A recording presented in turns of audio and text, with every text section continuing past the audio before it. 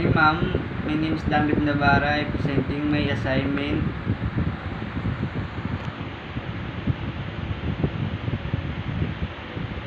Number 1. What is the drug problem in the Philippines?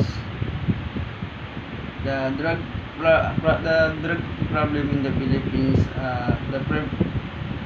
the prevalence of illegal drug use in the Philippines is lower than the global average according to the United Nations Office on Drug and Crime.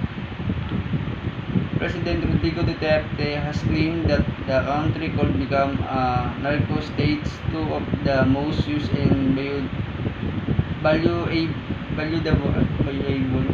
illegal drugs in the country are methamphetamine, hydrochloride, known locally as shabu, and marijuana.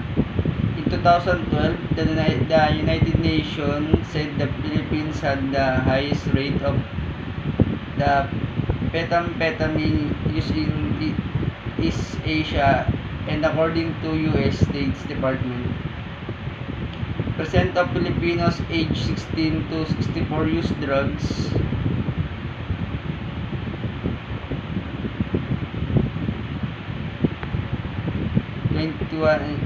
16 to 64 use drugs based on 2008 figures by the Philippines Dangerous Drug Board.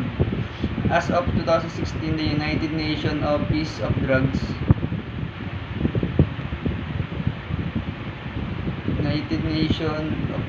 and Crime report that percent of Filipino aged 10 to 69 use the drug. In Metro Manila, most barangays are affected by illegal drugs. Methamphetamine production edit.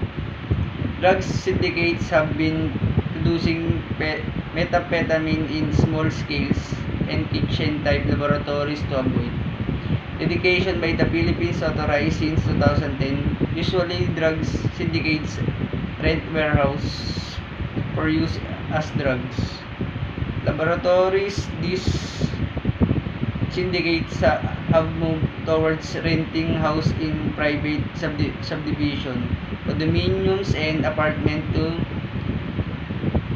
to be used as bases for their illegal products.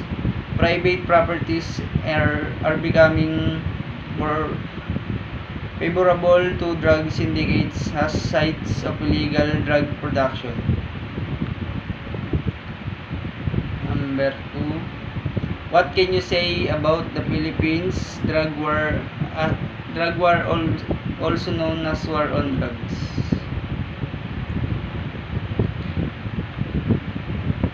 Since taking office on June 30, Philippines President Rodrigo Duterte has carried out a war on drugs. That has led to the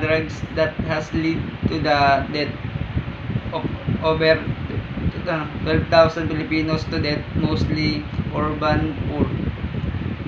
At least 2,555 of the killing have been attributed of the Philippines National Police. Duterte and other senior officials have instigated and indicated the killings in a campaign that called amount to crimes against humanity.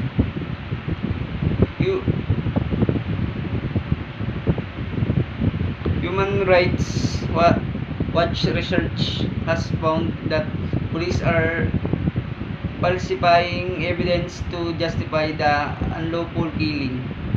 Despite growing calls for an investigation, Duterte has gone to continue the campaign.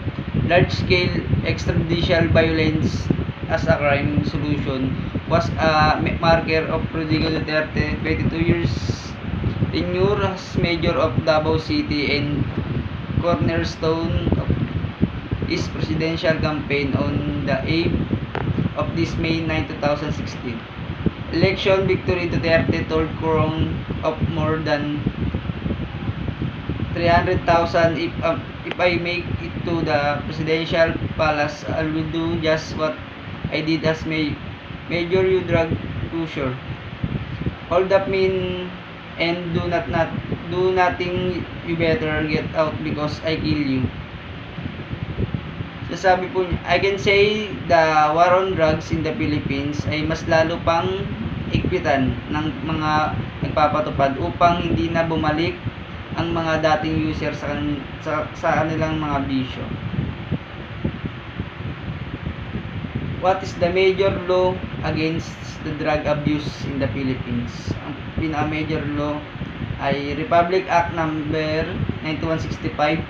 An act is to institution the Comprehensive Dangerous Drug Act of 2002, repealing Republic Act number 6425, otherwise known as the Dangerous Drug Act. The Dangerous Drug Act of 1972 has amendment providing funds therefore and for other purposes be indicated by Senate and the House of Representatives of the Philippines in Congress assembled. Section 1, short title, this act shall be known and cited as the Comprehensive Dangerous Drug Act of 2002. Section 2, declaration of policy.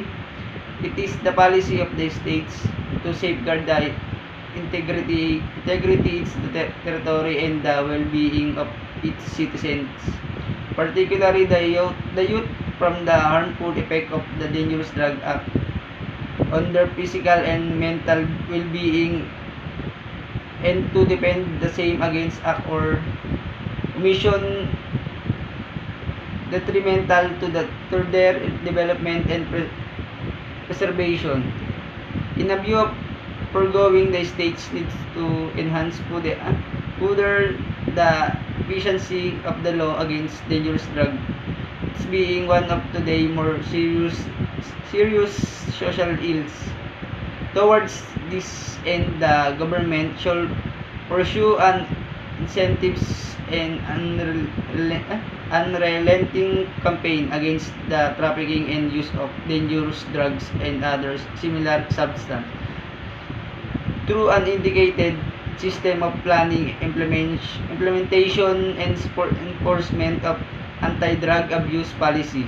Programs and projects. The government shall, however, aim to achieve a balance in the national drug control program so that people with legitimate medical needs are not prevented from being treated with adequate amount of appropriate medication will include the use of dangerous drugs. In the further declared the policy of the states to provide effective mechanism or measure to reintegrate into society individuals who have fallen victims to drug abuse or dangerous drug dependencies through sustainable programs of treatment and rehabilitation. Tatlong uri ng drugs sa Pilipinas. Tatlong uri ng pinaka-atas na drugs sa Pilipinas. Methamphetamine, hydrochloride or shabu remains to be the most abused drug in the country, followed by marijuana or cannabis sativa and methylodoxy or ecstasies.